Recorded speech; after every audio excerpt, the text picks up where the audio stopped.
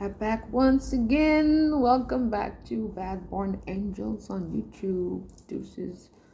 Actually, I should say that at the end. It's like when you say goodbye.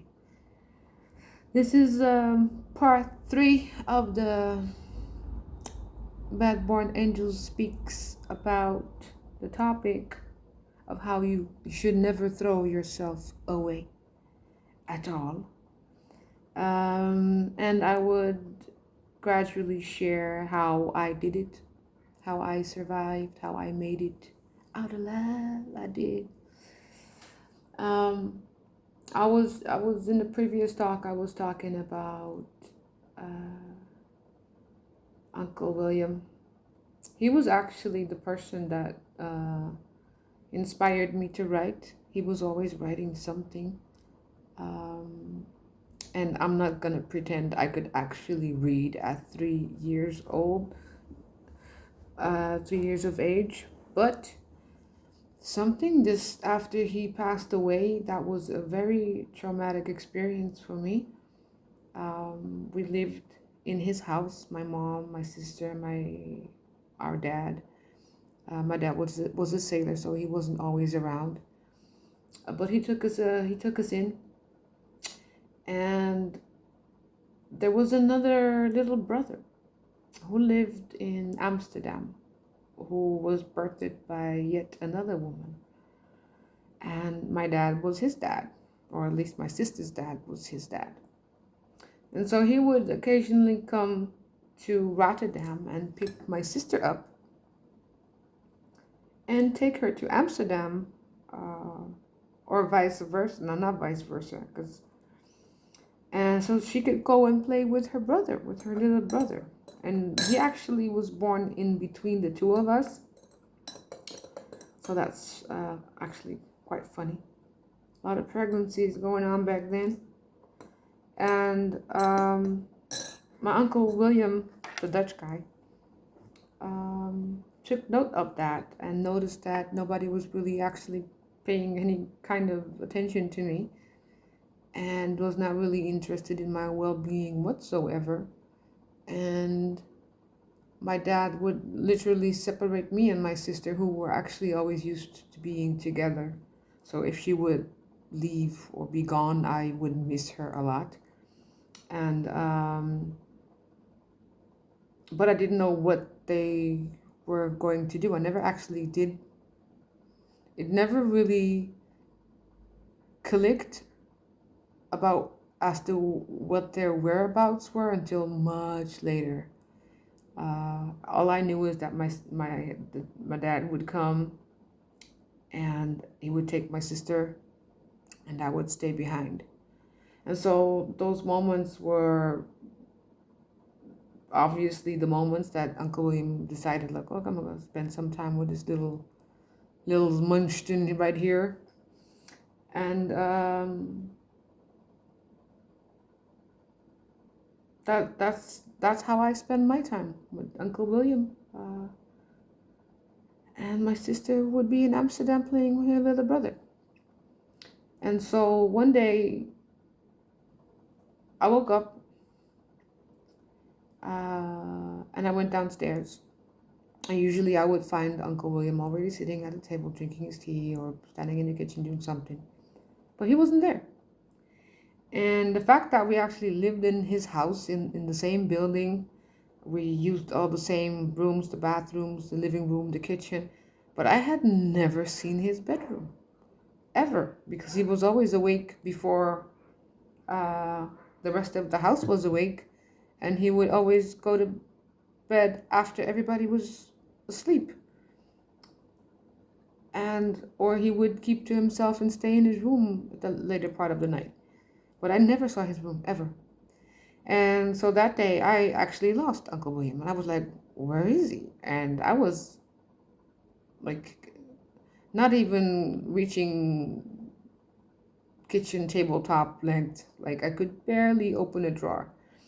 And I was walking around the house yelling after Uncle William, like, where are you? Where are you? And like he was playing hide and seek with me. And then my sister came downstairs as well. And then we started looking for him together. And she actually knew where his bedroom was. So we walked over to his door, the door, and we started knocking on the door. The door was locked from the inside.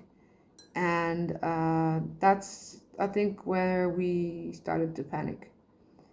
Um, and it was really, really quiet on the other side of the room. And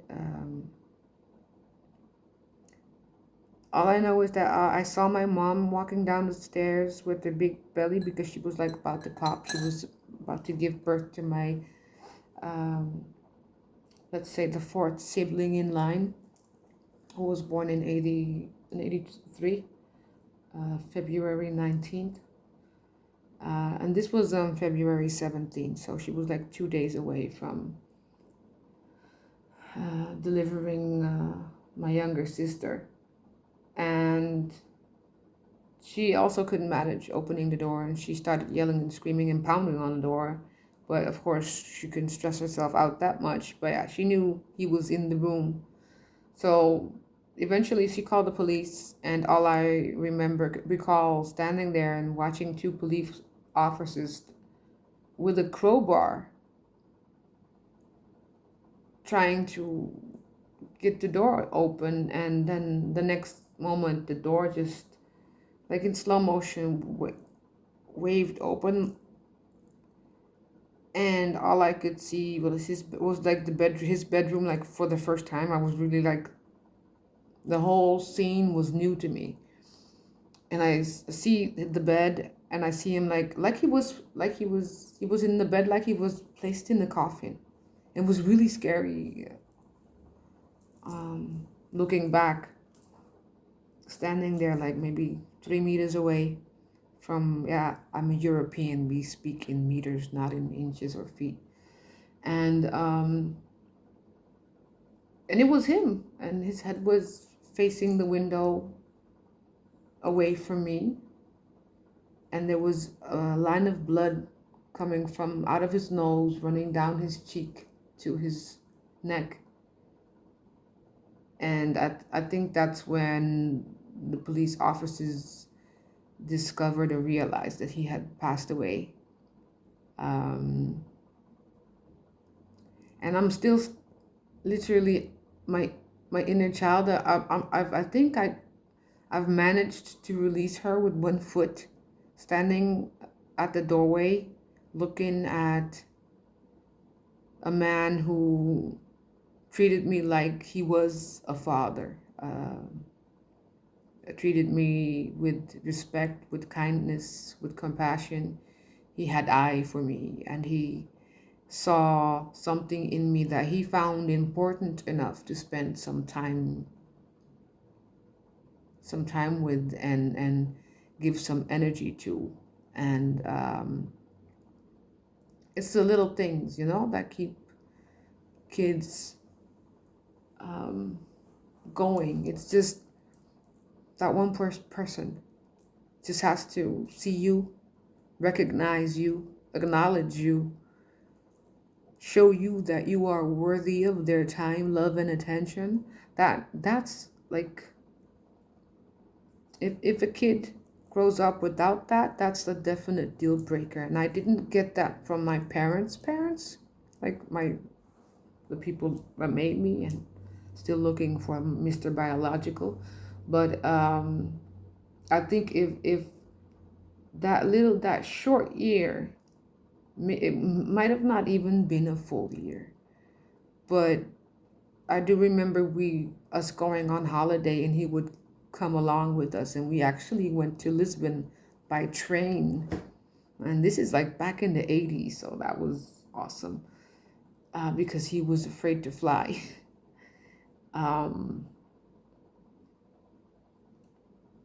So I did get to spend some time with him. And of course, I had just turned 3, so there are not a lot of memories, but my soul knows that he was there, and he still is. So fast forward not even a day, and my mom got into labor and headed towards the hospital, and all all of a sudden we were moving out and we had a new house ready and we were packing up, and I was just overlooked, to say the least. Nobody sat me down to have a conversation that I can recall after the incident that Omar Willem had passed away and he was in heaven now with God or something. None of that. Nobody, not my mom, not my dad. Erica was one of my sisters. Then I shouldn't mention her name, so I pretend you didn't hear. Um, she was a little over 2 years older than I, so she was maybe what, 5. She wasn't gonna sit and tell me anything.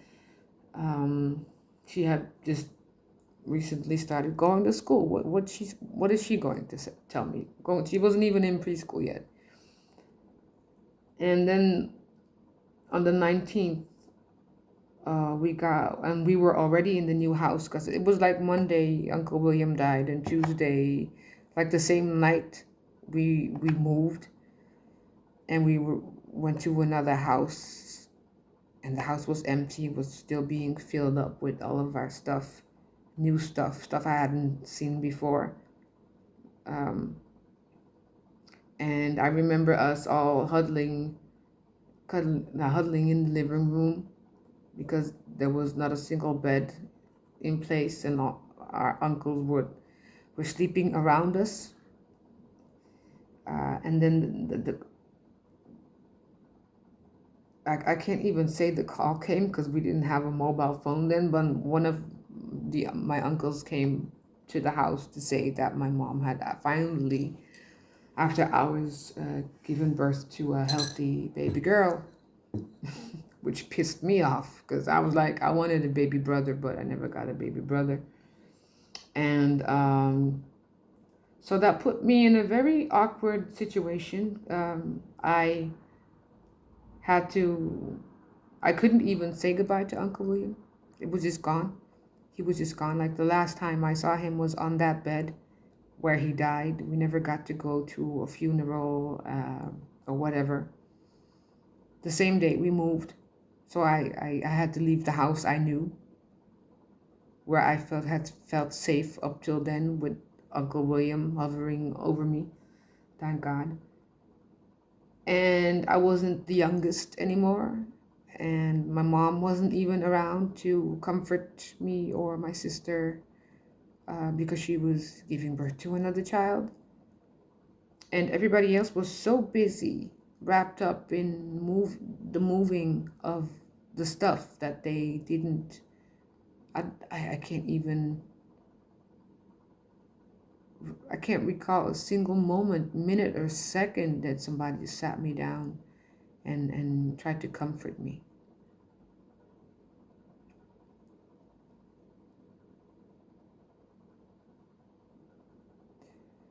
So, and yeah, just to get back to that moment, I'm still here. I'm 42 now. Lots of has happened. But that was a really tough time. And it actually felt as if it was the prelude to what was yet to come. I mean, I was 3 years old, dealing with loss, death, moving of a house, relocating, and suddenly I was in this new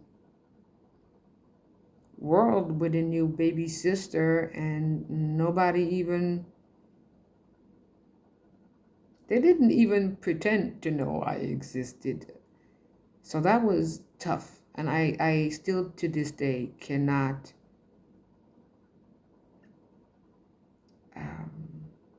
fathom the strength I must have had of shown then to not just go all crazy and berserk.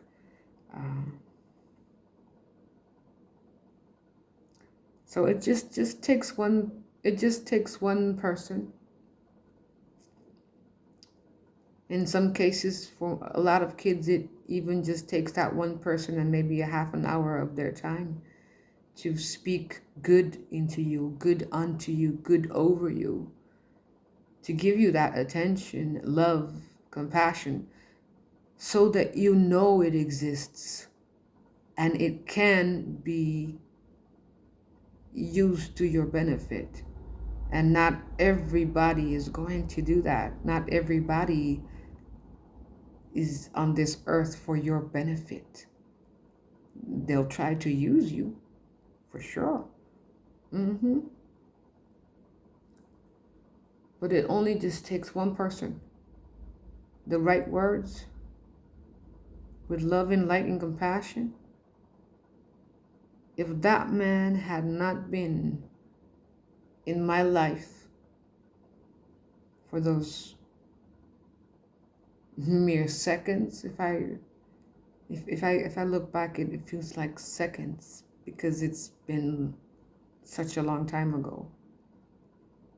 But if those seconds wouldn't have been granted to me, I wouldn't have been here. I might have tapped out like 21 years ago. And 21 years ago, I had plenty, more than enough reason to tap out. But I just couldn't.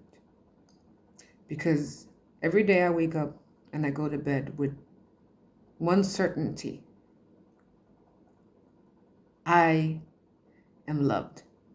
I was loved and I will always be loved. And as long as I have that, all I can do is love myself. Because Uncle William can't do it for me. So in his stead, I love me. And in that, I started really, really actually loving myself. And turned out to be a damn good writer. I'm a poet, by the way. I won a TEDx competition back in 2017 as a speaker. With poetry, of course. You can find the clip somewhere on one of my YouTube pages. I won a poetry prize, literary prize for poetry. That's a fucked up word to say. Poetry prize for literature, yes. In 2017 also. I've done a lot of good things. And if I would have tapped out 21 years ago, nobody would have known my name. But I can proudly say, everywhere I go, bet your ass, they know my name. They may not be able to pronounce it, that's another thing, but they know my name and they will always remember my name, because once you meet me, unforgettable is what I am. Thank you for tuning in. I'm tapping out for today on YouTube, only on YouTube, sipping my tea, ginger and lemon.